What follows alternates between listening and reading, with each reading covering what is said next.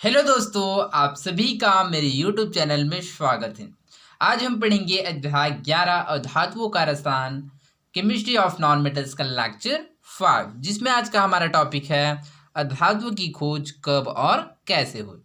Okay, तो इस topic में आगे बढ़ने से पहले चलिए हम लोग कल का क्वेश्चन देख लेते हैं, फिर इस टॉपिक में आगे बढ़ेंगे।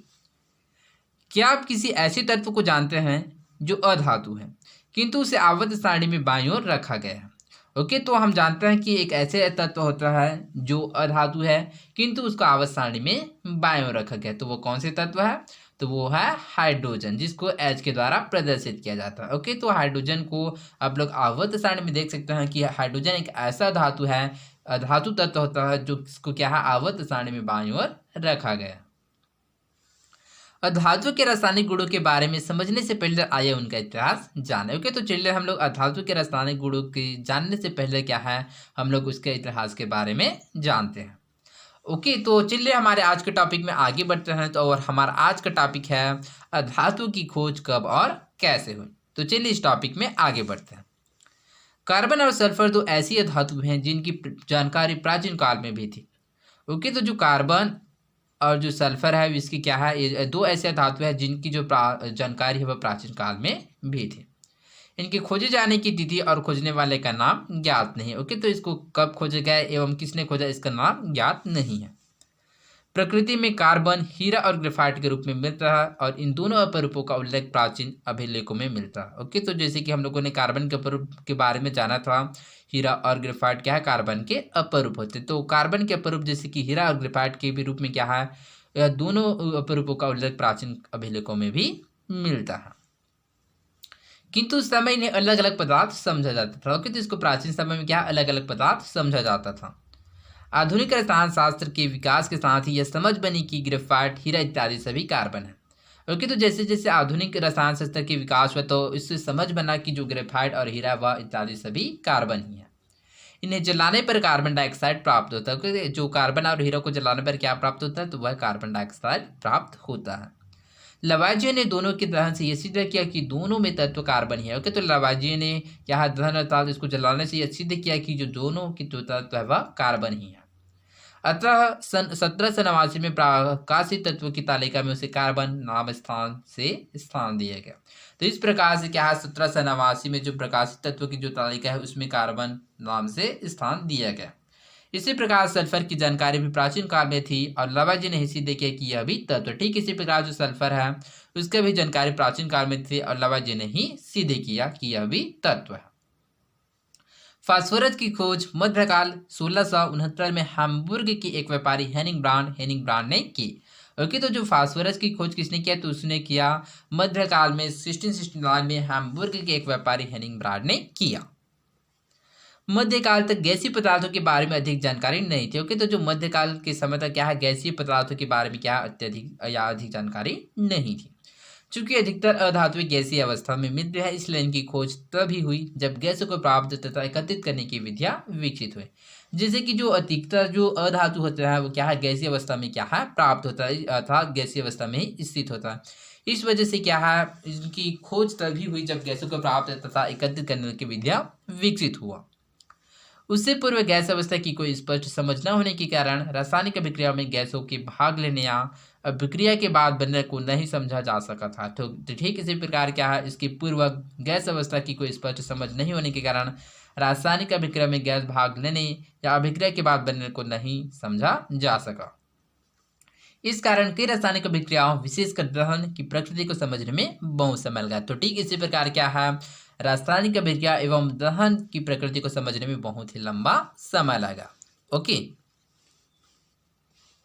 18वीं शताब्दी के मध्य में हास नामक वैज्ञानिक ने गैस यांत्रिक टर्फ न्यूमेटिक टर्फ का निर्माण किया। ओके, तो 18वीं शताब्दी के मध्य में हास ने क्या किया, एक न्यूमेटिक टर्फ का निर्माण किया जिसके द्वारा दहन एवं अन्य अभिक्रियाओं में उत्पन्न गैसों को इकट्ठा करना संभव हो सका। तो इस न्यूमेटिक टर्फ या गैस यांत्रिक टर्फ के द्वारा क्या है, उत्पन्न गैसों को इकट्ठा करना संभव हो सका।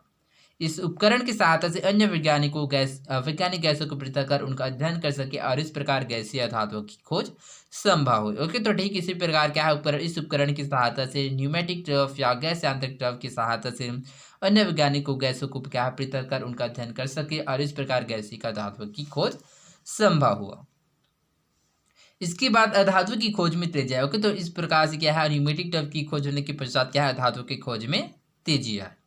सिले एक स्वीडिश रसायनज्ञ थे जिन्होंने सन 1771 में फ्लोरीन और सन 1774 में क्लोरीन तत्व की खोज की। ओके, तो सिले एक स्वीडिश रसायनज्ञ थे जिन्होंने क्या है 1771 में फ्लोरीन की एवं 1774 में क्लोरीन की तत्वों की खोज किया। धीरे धीरे अन्य अधातु की भी खोज हुई। तो ठीक इसी प्रकार क्या है धीरे धीरे अन्य अधातु की तत्वों की भी खोज हुआ। अक्रिय गैसें प्रकृति में स्वतंत्र अवस्था में मिलता है किंतु इसकी मात्रा अत्यंत अल्प होती है, इस कारण इनकी खोज में भी समय लगा। तो ठीक है इस प्रकार क्या है जो अक्रिय गैस होता है जो समूह 18 के जो तत्व है इसकी प्रकृति में क्या है स्वतंत्र अवस्था में मिलते हैं अर्थात यह मुक्त अवस्था में प्राप्त होते हैं किंतु इनकी मात्रा अत्यंत अल्प होती है, इसकी जो मात्रा क्या बहुत ही कम होता है, इस कारण से इसकी खोज में भी समय लगा।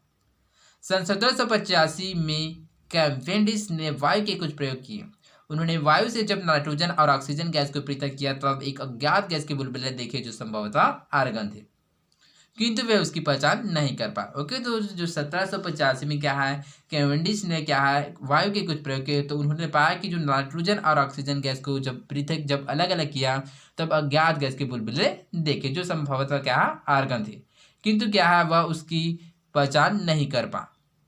इस नए तत्व के रूप में पहचानने में 100 से भी अधिक वर्ष लगे। ओके, तो इस नए तत्व को क्या है पहचानने में क्या है 100 से भी अधिक वर्ष का समय लगा। सन 1894 में रामसे और रेली नामक दो वैज्ञानिकों ने देखा कि वायु से प्राप्त नाइट्रोजन का घनत्व शुद्ध नाइट्रोजन की अपेक्षा अधिक होता है और वे इस निष्कर्ष पर पहुंचे कि वायु में कोई और गैस भी शामिल है। ओके, तो सन 1894 में क्या है रैमसे और रैली नामक दो वैज्ञानिकों ने देखा कि वायु से प्राप्त नाइट्रोजन का घनत्व क्या है शुद्ध नाइट्रोजन की अपेक्षा अधिक होता है और वे इस निष्कर्ष पर पहुंचे कि वायु में कोई और एक गैस भी शामिल होता है। उन्होंने इस गैस को अलग किया और आर्गन नाम दिया। ओके, तो उन्होंने ही क्या है रैमसे और रेले ने क्या है इस गैस को अलग किया और आर्गन नाम दिया। ओके, आर्गन नाम दिया गया। रैमसे ने ही अन्य अक्रिय गैसों हीलियम, आर्नियन, क्रिप्टॉन, जीनान की खोज भी की। ओके, तो जो रैमसे है उन्होंने भी क्या है अक्रिय गैस जैसे कि हीलियम हो गया, नियॉन हो गया, क्रिप्टॉन हो गया, जीनान हो गया, इनकी भी खोज किया। इस तरह 19वीं शताब्दी के अंत तक अधिकतर अधातुएं खोजी जा चुकी थी। ओके, तो इस प्रकार से क्या है 19वीं शताब्दी के अंत तक अधिकतर अधातुएं खोजी जा चुकी थी। ओके, तो यह इस प्रकार से क्या अधातु की खोज क्या है का इतिहास था। प्रश्न। ओके, तो इस प्रश्न को हम लोग कल लिखेंगे। तो चलिए हम लोग आज रिवाइज कर लेते हैं कि आज हम लोगों ने क्या क्या सीखा। तो सबसे पहले क्या अधातु की खोज कब और कैसे हुई, इसमें हम लोगों ने सबसे पहले कार्बन और सल्फर के बारे में जाना। किसके बारे में? कार्बन एवं सल्फर के बारे में। तो कार्बन एवं सल्फर क्या है इसकी जानकारी क्या है प्राचीन काल में थी किंतु इसकी क्या है कब खोजा गया एवं इसको खोजने वाला का नाम ज्ञात नहीं था। लवाई जी ने यह सिद्ध किया कि कार्बन और जो सल्फर होता है वह क्या होता है एक तत्व है।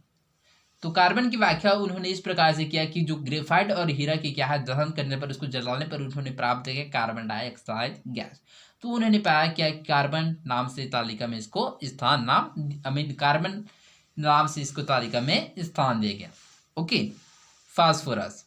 तो फास्फोरस की खोज किस प्रकार से हुई? तो फास्फोरस की खोज क्या है सन 1669 में हाम्बुर्ग के एक व्यापारी हेनिंग ब्रैड ने किया।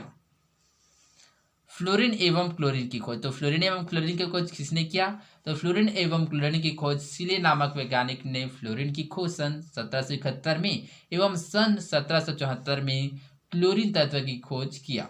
यह एक स्वीडिश रसायनज्ञ थे। ओके, जो सिले थे वो क्या स्वीडिश रसायनज्ञ थे। आर्गन की खोज। तो आर्गन की खोज किसने किया? तो रैमसे और रेले नामक दो वैज्ञानिक ने आर्गन का खोज किया। और इसमें इसके साथ हम लोगों ने जाना कि रैमसे ने ही अन्य अक्रिय गैस जैसे कि हीलियम हो गया, नियॉन हो गया, क्रिप्टॉन हो गया, जीनान इन आदि की खोज किया। ओके, तो आई होप आप लोगों को समझ आया होगा। तो आज के लिए बस इतना ही, मिलते हैं अगले वीडियो में। धन्यवाद।